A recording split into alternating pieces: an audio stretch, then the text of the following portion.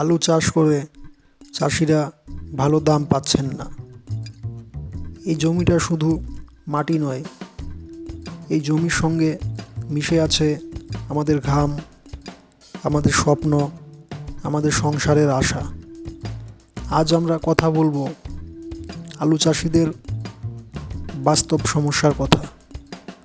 আলু এমন একটি ফসল যেটা চাষ করতে কম পরিশ্রম লাগে না।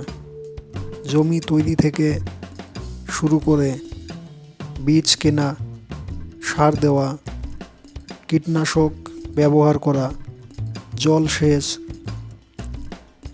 সমস্ত কিছুর পিছনেই অনেক খরচ জড়িয়ে থাকে।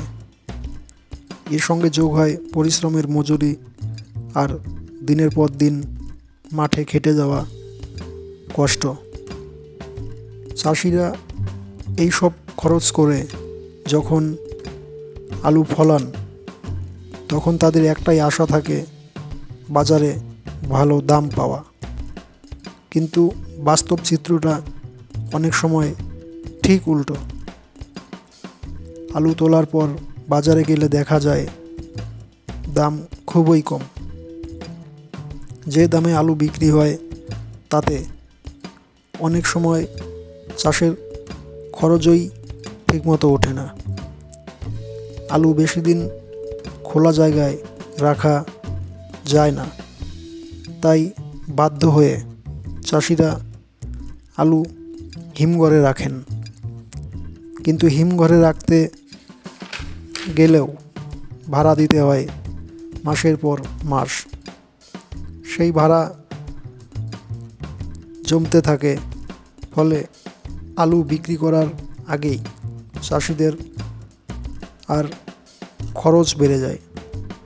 বাজারে গেলে চাষিরা বেশিরভাগ সময় আড়তদারের উপর নির্ভরশীল হয়ে পড়েন। সেখানে দর দামের ক্ষমতা চাষির হাতে থাকে না। কম দামে বিক্রি করা ছাড়া অনেক সময় তাদের আর কোনো রাস্তাই থাকে না, কারণ আলু হিমঘরে বিক্রি না করলে ক্ষতি আরও বেড়ে যেতে পারে। এর প্রভাব পড়ে চাষির সংসারের, সন্তানের পড়াশোনার, পরিবারের খরচ, এইসবের উপরে। এত পরিশ্রম করেও যখন ন্যায্য দাম পাওয়া যায় না, তখন চাষিরা মানসিকভাবে ভেঙে পড়েন। আসলে সমস্যা চাষির পরিশ্রমে নয়, সমস্যা ব্যবস্থার ভেতরে। ন্যায্য দাম নিশ্চিত না হলে আলু চাষ টিকিয়ে রাখা কঠিন হয়ে যাবে। তাই আজ প্রয়োজন চাষিদের পাশে দাঁড়ানো, তাদের পরিশ্রমের সঠিক মূল্য দেওয়া, কারণ চাষি বাঁচলে দেশ বাঁচবে। বন্ধুরা, ভিডিওটা সম্পূর্ণ দেখে থাকলে আলুর দাম বেশি পাওয়ার জন্য কি করা প্রয়োজন আমাদের কমেন্ট করে জানান।